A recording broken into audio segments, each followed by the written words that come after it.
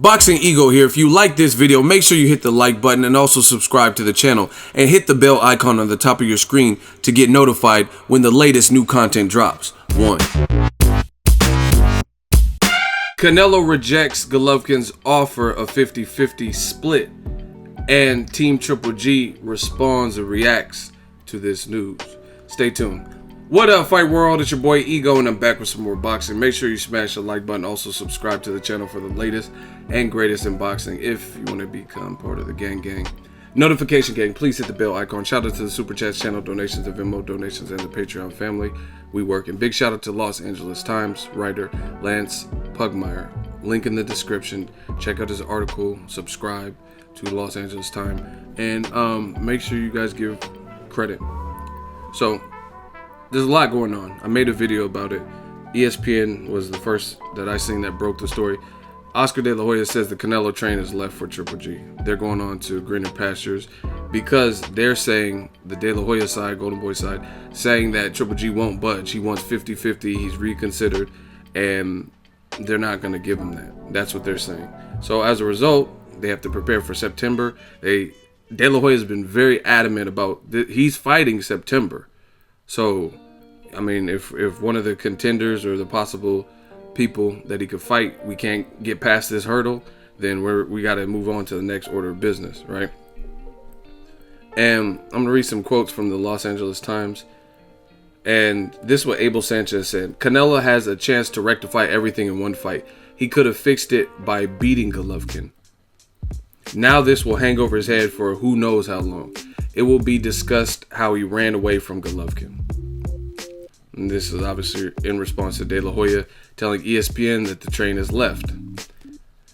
Abel Sanchez responded to this, if that's the case, that's the case, who has made a strong point of understanding what the majority of Mexico's powerful fan base thinks of Alvarez's decision. Abel says Gennady has made it perfectly clear what he wants after accepting less than 40% of the purse when he fought Alvarez to a draw in September.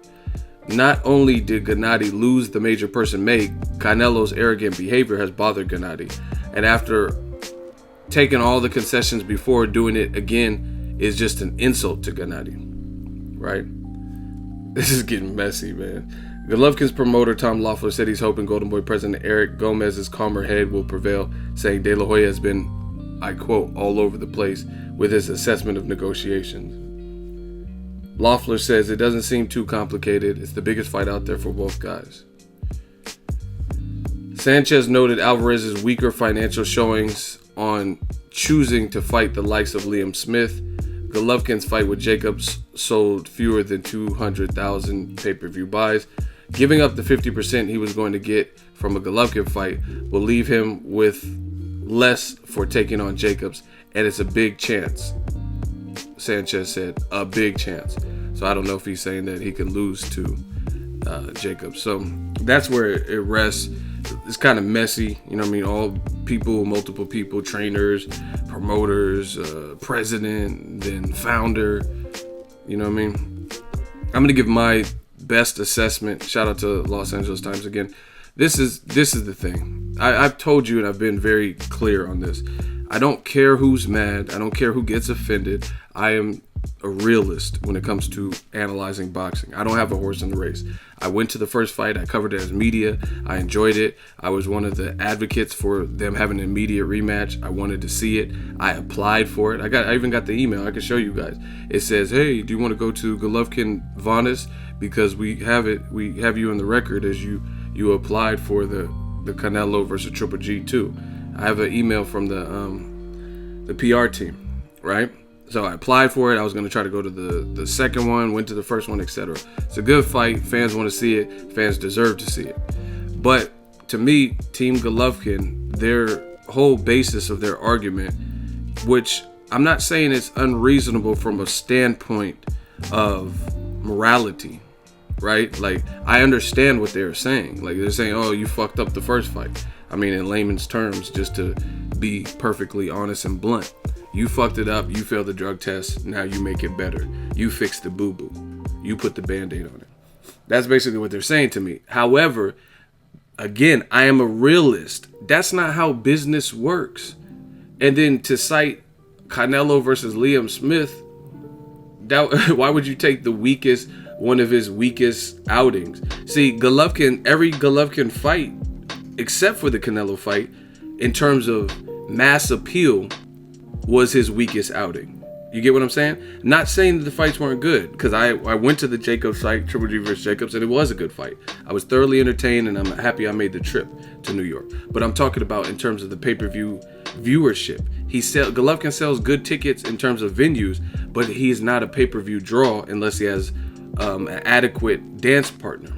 And that's how most guys are. Most people don't have such a vast fan base and star power like Floyd Mayweather, where they could fight no matter who they fight. Even if they fight a Berto that people weren't even tripping off of that fight like that, it still does 550,000. You know what I mean? Canelo could fight Angulo coming off a loss and it still did 375,000. Golovkin simply doesn't have that, because he had a really good fight with Daniel Jacobs and it did under 200,000. He had a fight that they were billing as Hagler Hearns with David Lemieux for an IBF unification, and it still did under 200,000. Some people even said 96,000, right? So again, I understand where they're coming from. Hey, you made this first fight go away, blah blah blah. But that's not the reality of business. Why would anyone concede? Especially if you look at it from the Canelo side. From the Canelo side, and I'm not saying I'm taking their standpoint, but from the Canelo side, he's claiming he ate meat. So in his mind, this is all a big mistake. Bars. Slow it down, I just did you. I said this is all a big mistake. Get it? Clenbuterol? Steak? Mistake? Oh my God, bars. Anyway, Canelo's claiming that it's a big mistake, right? So from his standpoint, hypothetically, if he really believes that because he knows he wasn't cheating, hypothetically, right? Then all the slander and everything from Team Triple G, now he's like, fuck that. Why would I give you 50-50? You know what I'm saying? Who's going to give someone more money for talking shit about them? You know what I mean? Especially when they're coming from a weak positioning, when they haven't done anything to earn more leverage, right? Like Abel Sanchez, he's saying stuff like, oh, Canelo's going to haunt him. You could say that, but I don't believe that. I really feel listen, I just dropped a video about Canelo versus Daniel Jacobs and the feedback was good. Right? You go to YouTube, anyone who's made a video about Canelo possibly facing Daniel Jacobs, and I'm not saying it will happen, but just going off of what De La Hoya is saying, and I bet most of them are saying it's a solid fight. It's a good fight. It's a great fight. I'd rather see this fight. You know what I'm saying? Who out there is just saying, oh, like who's realistic? You know what I mean? Somebody whose opinion you trust, that's not just out here trolling or cooning or something like that. Someone whose opinion you trust is just going to be like, oh, Canelo versus Jacobs in September in New York or Vegas is the worst fight I've ever heard. Like, this is a bad fight. So again, Abel and Team Triple G, they're coming from a weak positioning because they're trying to make it like Canelo's star power isn't such where he can't bounce back from it. And I think he can. Like, boxing is like that. You know what I mean? If the commission allows him to fight, which it sounds like as long as he's not a repeat offender and he doesn't miss any more drug tests, like, or fail any drug tests or miss them, anything that would create doubt, then people are going to still turn up. You know how I know? Because there's this guy named Luis King Kong Ortiz. A couple years ago, he failed a drug test for some type of steroid. Fact. Then he was supposed to fight Deontay Wilder in November of last year. Fact. The fight fell apart because he tested positive for 2 substances on the ban list. He and his team explained and said, hey, this is blood pressure medicine, right or wrong. Even if they were using it as a masking agent, even if it was true, we don't know. We just have to take our side, whoever we think is right? Nonetheless, Wilder Ortiz for November got scrapped, right?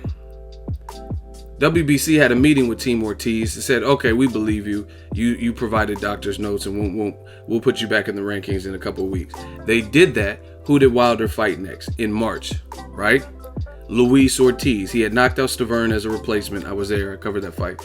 And then he knocked out Luis Ortiz in an epic fight. You know what I mean? It was a great fight. It's actually one of my top 3 fights this year.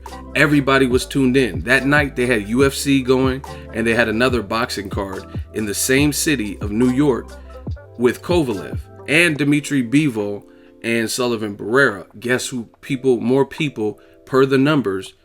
The Kovalev fight did like 500,000. Wilder fight on Showtime, the rival network to HBO, did over 1 million. So the case in point is this: Luis Ortiz is far less known than a Canelo. He's doesn't carry the same A-side value, but the fans, I guess, were willing to forgive his 2 failed drug tests, or 1.5 failed drug tests, if you think the second one was some bullshit or whatever, because they knew Wilder versus Luis Ortiz would be a test, and it was a good fight. And he's going through the VADA testing and the protocol. He was allowed back to fight, and guess what? People tuned in.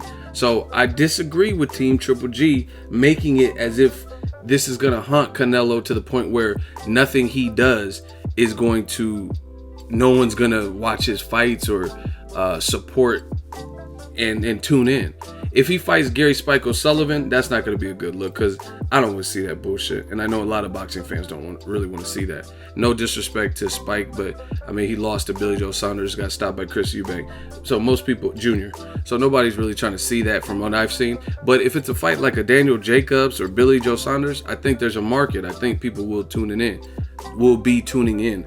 And again, if you need more evidence, look at the Luis Ortiz fight. Luis Ortiz, you could say he's a 2-time felon when it comes to failed drug tests. You know what I mean? He failed one a couple years ago when he fought Latif Coyote, right? And knocked him out in the first round. See, I know my boxing. And then he failed another one. Failed. So he can say whatever he wants about the blood pressure. Maybe it's true, maybe it isn't. But that's his story and he stuck to it. And guess what? 1 million people still tuned into Showtime, making it the highest rated Showtime boxing telecast since Wilder Stavern won, like a couple years before that, right? So you mean to tell me that Canelo, if he fights the right fight and a good fight that fans want to see, coming off the heels of this, you don't think Canelo, people would tune in for him and Jacobs, or him and Charlo, or him and these other names that Golden Boy has mentioned? I don't agree with that. So again, I understand where Triple G's team is coming from, but I don't think it's a realistic approach, because I don't think they're in a position of power. They haven't put themselves in a position of power. They don't have the leverage here, and they're trying to convince people with like things such as what they feel is fair, what they feel is right. But again, that's not how boxing works. Like Maidana, he has a good resume, but he got substantially less when he fought Floyd Mayweather. Like, it was good for him. He probably got $4 or $5 million in the first fight, something like that, right? But how much was Floyd getting? $32 million guaranteed. You know what I mean? So if you think about it, is that fair? You know what I mean? You look at Canelo. He was a rising star when he fought Floyd. Floyd got $32 million guaranteed, and he got all this back end money. Canelo got guaranteed probably like $5 million, I think. Look it up. He got guaranteed $5 million plus some of the back end money for the distribution in Mexico and stuff like that. But Floyd's getting $32 million. Canelo's bringing a heavy fan base. Just go watch the weigh-in, see how many chants you heard for Canelo, and then Canelo got $5 million. So that's reality when it comes to this A-side shit. Whether it's right or wrong, that's the reality. And I think Team Triple G not backing off of 50-50, you're only hurting yourself. You're only hurting yourself because you're not going to get that. You could say, oh, it's going to hang over Canelo's head and won't. But at the end of the day, oh, Canelo has a chance to make things better. They're banking on the fact that the public, they're hoping the public turns on Canelo, basically. Like, hey, the first fight wasn't a draw. Golovkin really won. He has a chance to make it better. He failed 2 drug tests. And they're thinking that you could get people on your side like that. And you might be able to get some people on your side like that. But it's not changing the reality of the situation that Canelo's the A-side. And bringing up guys like Liam Smith, that's cool. But at the end of the day, despite the Liam Smith and Amir Khan fights and his lowest selling fights, he still has events with Floyd Mayweather, did 2.1 million, right? Holmes. He has fights with Cotto that did like almost 1 million. The Chavez Jr. did almost 1 million. And his fight with Golovkin did over 1 million. Actually, Chavez Jr. did over 1 million. And so did the Golovkin fight. And it said a live gate is in the top 5 highest grossing live gate boxing in Nevada, right? So Canelo, he's a winner in that department. He's a star. So you trying to get people on your side, that it's not gonna work. You know what I'm saying? It's kind of like it's kind of like when Meek Mill dissed Drake for the ghostwriter. This new generation doesn't care. That's why, what happened to Drake after Meek Mill? I mean, the hip hop school that I'm from, that was a no-no. Like, if we would have found out Busta Rhymes and Method Man and some of the old school lyrical Nas or Tupac, and they didn't even write their own shit, that would have been big news, and people would have been like, lost respect. But this new generation of hip hop, they care about bobbing their head and dope beats and you know what I mean? And they care about the melody and the cadence and features and jewelry on in the video. You know what I mean? A killer hook. They're not tripping because what happened to Drake? So that's the equivalent. Yeah, Meek Mill, he exposed Drake for having a ghostwriter, Quentin Miller or whatever, but it didn't really do anything to Drake. I mean, the old school hip hop class, they would probably be like Funk Flex was going in, but it didn't hurt Drake. He was still performing, still doing sellout shows. That's a similar situation with this Golovkin. Like, yeah, you could make him look bad or try to make him look worse and say, oh, the crowds are going to be against him, but you still Meek Mill in this situation in the sense of ultimately it's not doing anything. Like, Drake has still been relevant. You know what I mean? Actually, Pusha T's diss to Drake probably hurt him more than Meek Mill exposing they had a ghostwriter, because the Pusha T diss was a dope diss and it got people to talk. But I'm not trying to venture off too far. Hopefully you guys can see the parallel and the analogy that I just made. I'm just saying, like, you could do everything you want to say how Drake has a ghostwriter, but a lot of these new generations, they don't care. He's making hits. You know what I mean? They like him, so they're still filling out his concert. Same thing with Canelo. Fans are emotional. Whether it's right or wrong, he has a fan base. And I think unless he just keeps fucking up and keeps failing drug tests or something, I think it's going to continue to be as such, especially since he's not a repeat offender and he at least has a patsy or alibi. Whether you believe it or Paulie Malignaggi or whoever believes it or not, that's what he's riding with. And he's going to be allowed to fight come August. So to me, I understand asking for the 50-50. I understand where they're coming from. I just don't see it being realistic. Maybe getting like 42% or something like that, but if you won't budge from 50-50, then fight one of your mandatories, because according to the Golden Boy, they're not having it. So maybe they could work this out, salvage it. I don't know.